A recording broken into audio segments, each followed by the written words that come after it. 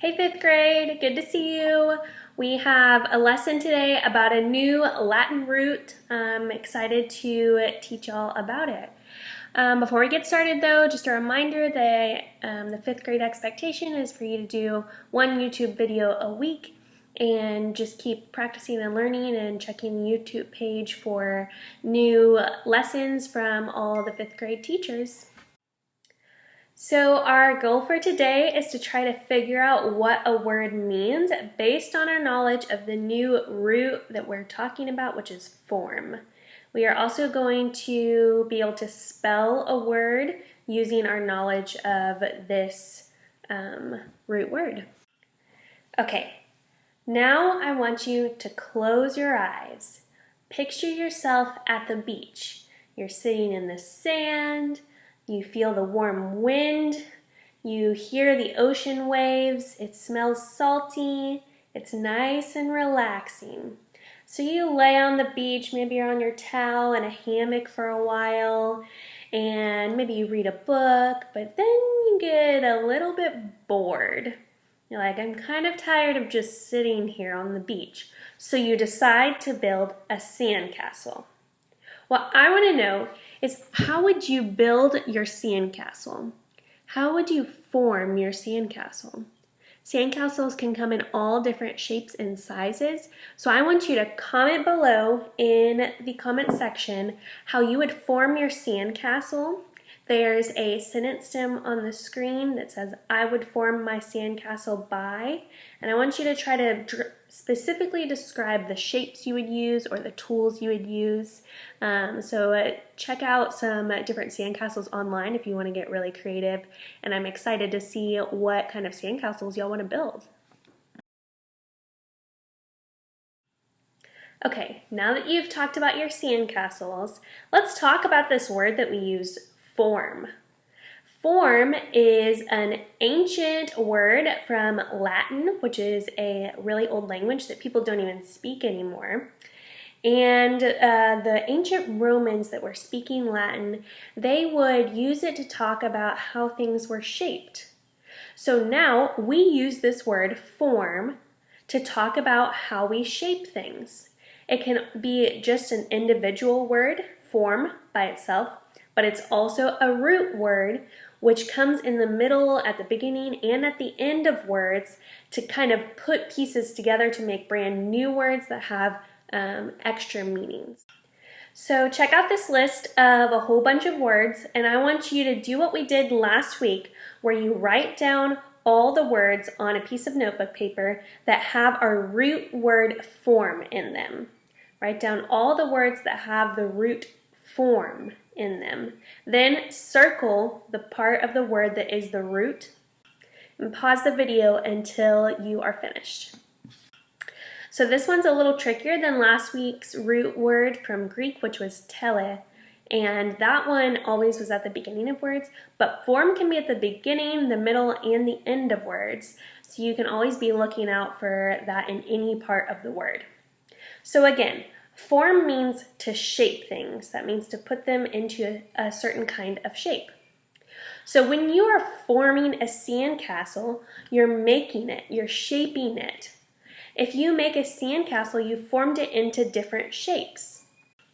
So these sandcastles have been formed into a cone shape on top, kind of a cylinder in the middle, and then a wide circle base that's a kind of a flat cylinder at the bottom. The one on the other side that they're still working on is really a big cone and then a smaller cone on top. That's how they formed this sandcastle with all these different shapes. So let's talk about some other words that use form as a root in the middle of the word. One word is deform. Deform is a word that means to undo the shape of something. So I have deform here on my cutting board made out of Play-Doh. If I was going to deform my Play-Doh creation, I would undo the shape of all these letters, and now they're just a big mush pile. So I deformed the Play-Doh creation. Lots of things can be deformed, And sometimes humans can deform things or they just happen naturally. So like a sandcastle at the beach sometimes is deformed by water. If the water washes up and kind of melts the sand away, it was deformed just by the water in the ocean. Now, what would I need to do if I wanted to reform this Play-Doh into a sandcastle? Reform is another word that uses form as a root. So what do you think it means to reform? What do you think I would need to do to reform this Play-Doh into a sandcastle? Write that down on your notebook paper. What do I need to do to reform this Play-Doh into a sandcastle? So now that you have that written on your notebook paper, let's reform this Play-Doh into a sandcastle. So to reform means to shape it again. So I'm going to start by reshaping this Play-Doh into kind of the base of my sandcastle. I'm going to make it into a cube. So I'm reshaping this Play-Doh to reform it into a sandcastle.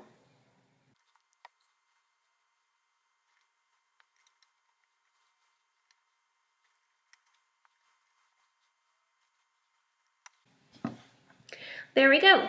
I've reformed my Play-Doh into a little sandcastle.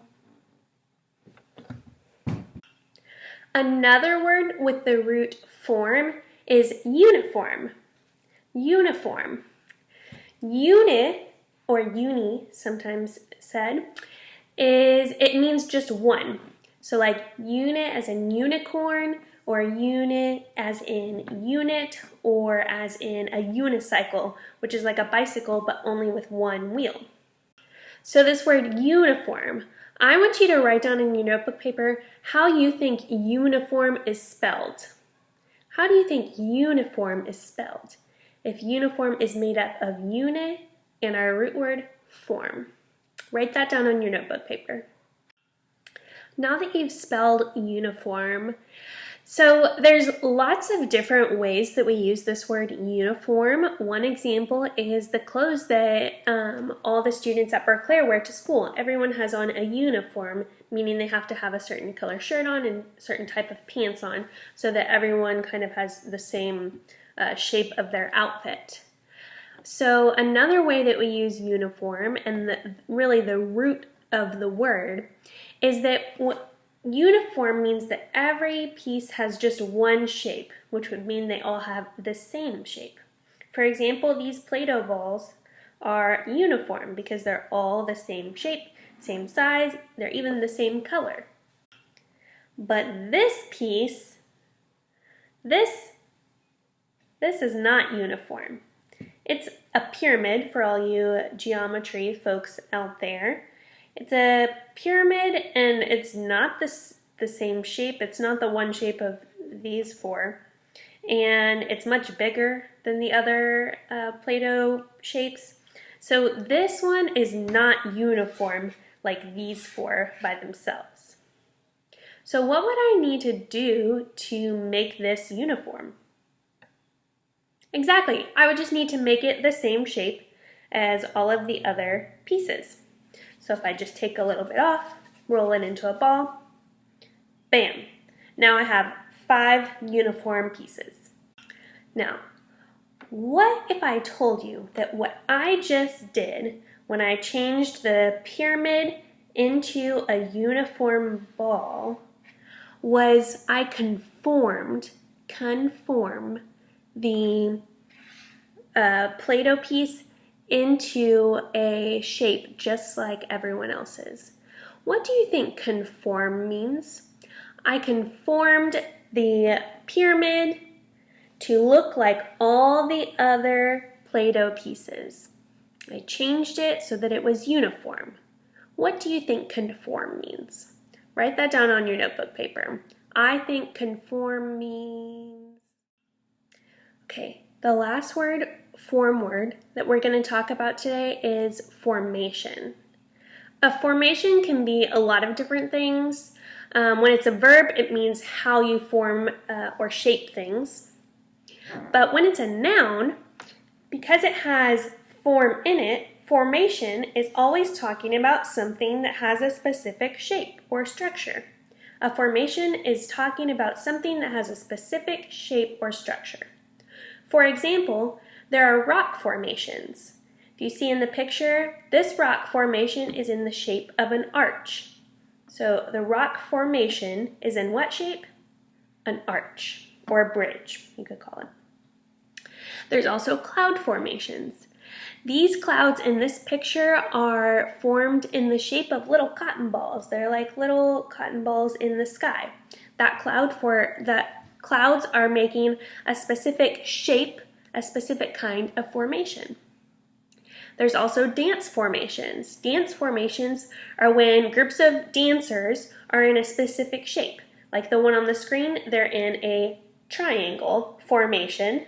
So a triangle is a type of dance formation. What your task is today for the last part of this video is to make a paper formation. Make a paper formation. It can be any shape, any formation that you want to make, but take one piece of paper and make it into a shape. However you want to fold it, crumple it, bend it, just make it into a shape. Then I want you to write about your paper formation. So you're going to write a sentence in your notebook that says, my formation is, and this is where you would describe what your formation is, what shape it is, how you made it, anything like that that talks about the shape of your paper formation. Pause the video until you're done making your paper formation and writing your sentence about it on your notebook paper. Now that you've made your paper formation and written it on your notebook paper, take a picture of the work on your notebook paper and a picture of your paper formation and send it to me at the Google Voice number on the screen.